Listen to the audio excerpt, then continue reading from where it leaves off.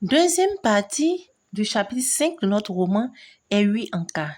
N'oubliez pas de vous abonner massivement à ma page, de liker la vidéo et de partager.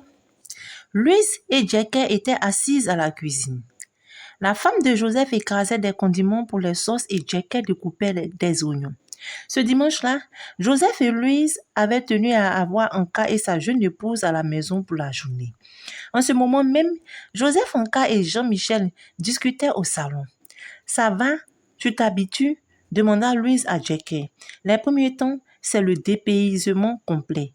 J'en sais quelque chose. »« Je crois que ça va. » fit Jackie, les yeux baissés. « Je suis comme une grande sœur pour toi. Si jamais quelque chose n'allait pas, n'hésite pas à me le dire. Je t'apprendrai comment prendre l'autobus pour aller au marché, pour venir ici, etc. Puisque tu comprends déjà un peu le français, ce sera facile. » « J'ai eu beaucoup de peine en quittant les miens, confia Jackie. C'est cela, le sort de la femme. Naître, grandir au milieu des siens et un jour se retrouver dans une autre maison, parfois avec des gens qu'elle ne connaissait que de vue ou qu'elle n'avait jamais vus avant. Toi et moi avons eu beaucoup de chance en ce sens que nous connaissions un peu nos maris et qu'ils avaient toujours vécu à Abidjan. Il y a eu beaucoup de femmes qui ont été rejoindre dans le nord du pays des hommes qu'elles n'avaient jamais rencontrés auparavant. Elles s'y sont faites et ont mené tant bien que mal la vie que l'environnement leur a imposée. J'en ai entendu parler à voix Jackie et j'ai toujours prié pour ne pas être demandé en mariage par l'un de ces explorateurs. Joseph entra en un coup de vent dans la cuisine, interrompant la conversation des femmes. « Ça va ici ?» demanda-t-il. « Oui, monsieur », répondit sa femme en français. Il rit, prit une bouteille dans le réfrigérateur et sortit sur la pointe des pieds.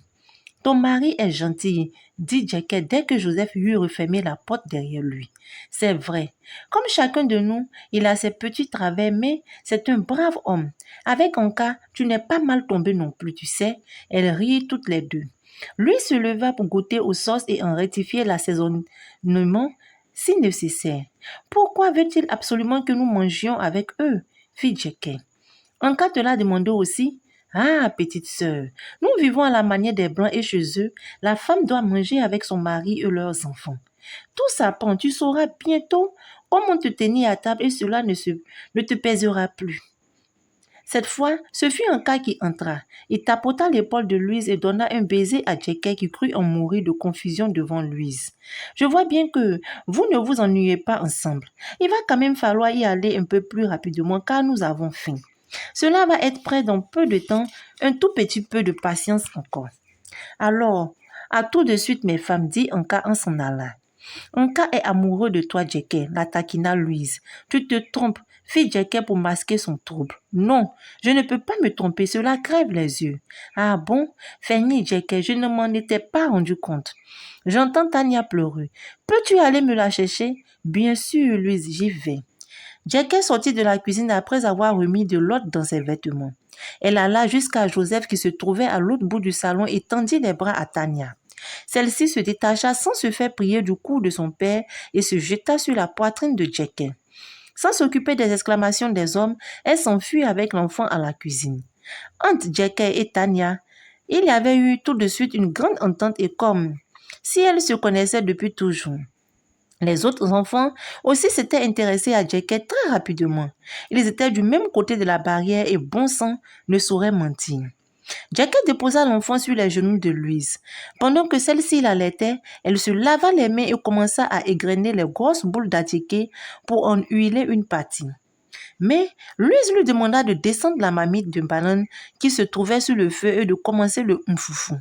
« Ah, enfin, dit Joseph en voyant Jackie apporter le premier plat, je vais vous donner un petit coup de main. » Louise aussi arriva, les bras chargés. Tania était sur son dos. Les autres enfants passaient le week-end chez une de leurs tantes à Port-Bouin. On se mit à table. Une fois de plus, on félicita Louise et Jackie. Anka était fier de sa petite femme, mais non, il n'avait pas oublié Rebecca. Seulement, elle ne l'obsédait plus. Il n'y a que dans les romans que l'amour ne teignit jamais. La semaine prochaine, annonça Anka, ma femme et moi allons au village, histoire de faire un tour pour regarder le terrain où je dois faire bâtir ma maison. Anka, mange donc et oublie un peu cette histoire de maison, grogna Joseph. C'est vrai qu'il fait une fixation là-dessus, ajouta Jean-Michel. Louise et Jackie furent les seuls à ne rien dire. Les hommes discutaient entre eux et ne leur avaient pas demandé leur avis. Elle ne disait donc rien. Jackie ne se sentait plus très bien. Il lui semblait que son mari parlait de construire une maison. Lui si jeune qui n'avait même pas encore une situation stable. C'était dangereux et Joseph qui ne trouvait rien d'autre à lui dire que mange donc et oublie un peu cette histoire de maison. Pourvu qu'il eût l'idée une fois chez eux de lui en parler. Elle mettrait son mari en garde. Ils sont fous, ces intellectuels. Ils s'imaginent toujours que c'est eux que l'on attendait pour faire changer les choses. Et puis, à la façon dont Anka semblait sûr de lui, cette histoire était un projet bien mûri. Et oui, Anka savait-il au moins que les gens morts d'avoir voulu faire construire une maison en dur sont légion? Pourquoi ne se renseignait-il pas? Sa mère le savait-elle? Si oui, elle avait dû lui déconseiller de mettre son projet à exécution. Alors, pourquoi s'obstinait-il? C'était la fin du repas. Jackie et Louise étaient repartis à la cuisine. Les hommes y avaient déposé la vaisselle sale et elles devaient s'en charger. Anka avait envie de les aider, mais la perspective d'avoir de la suie partout l'avait refroidi. Il avait préféré ne pas s'en excuser. Ici, les hommes n'étant pas censés faire la vaisselle, ce n'était pas un manquement à ses devoirs. Jean-Michel, est-ce que le livre a de bonnes chances de naître? Demanda Anka avec un sourire malicieux. S'il a déjà commencé, il n'y a pas de raison qu'il ne finisse pas. Au fait, tu devais m'apporter quelques pages de la partie que tu rédiges. Où est-ce? Excuse-moi, mon vieux. Je suis nouveau marié. Je reprendrai le manuscrit plus tard. Nous avons du temps devant nous.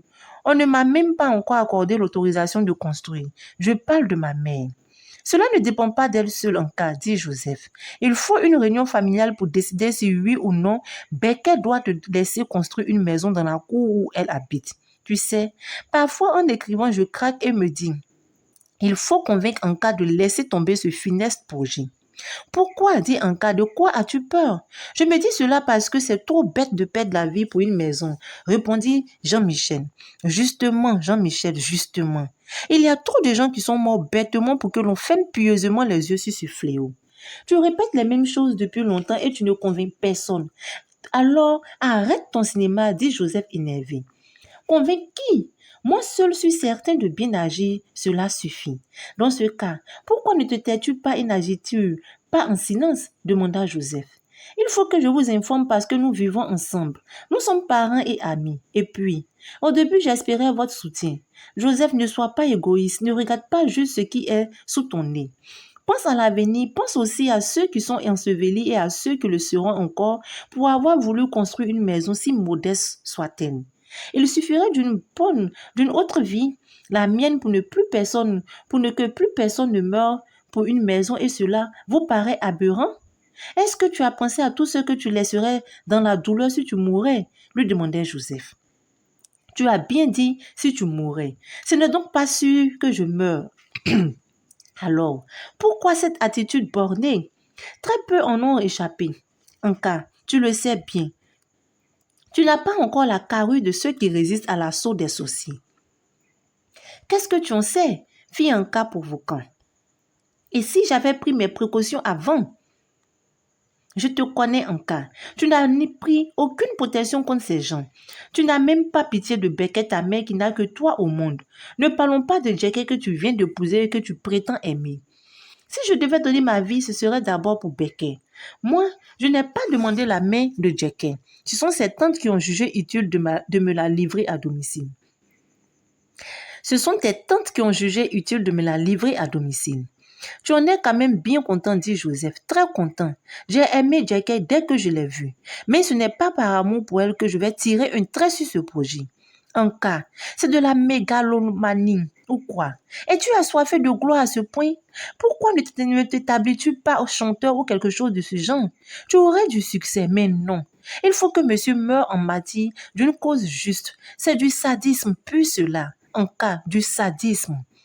Personnellement, je crois que se disputer ne sert à rien, Joseph, intervient Jean-Michel Zuon. Anka construira la maison et n'en mourra pas. Ou vous aurez mené ces discussions au ton aigre-doux. J'aurais voulu que les choses se passent comme tu le dis, mais hélas, ce sera comme je les vois moi. Je ne sais pas si Anka fait preuve d'inconscience ou s'il agit en toute connaissance de cause, mais cela m'inquiète beaucoup. De l'autre côté de la cuisine, Jackie et Louise avaient fini de tout ranger. Elles s'étaient remises à bavarder. Louise était couchée sur une natte, la tête posée sur les genoux de Jackie qui lui nattait les cheveux à la mode de chez elle. Ton mari sera souvent absent pour ton travail. Si tu t'ennuies, tu peux venir ici ou faire appeler Joseph. Nous irons te tenir compagnie. Cela ne t'indispose pas de vivre dans cette cour avec d'autres personnes, dit Louise. Non, pas vraiment. Anka m'a rassuré que c'est provisoire et qu'après la construction de la maison du village, nous déménagerons. Je me demande comment Rebecca avait pu supporter cela. Elle qu'on dit fille de riche. Ah non, tu n'y es pas ma sœur.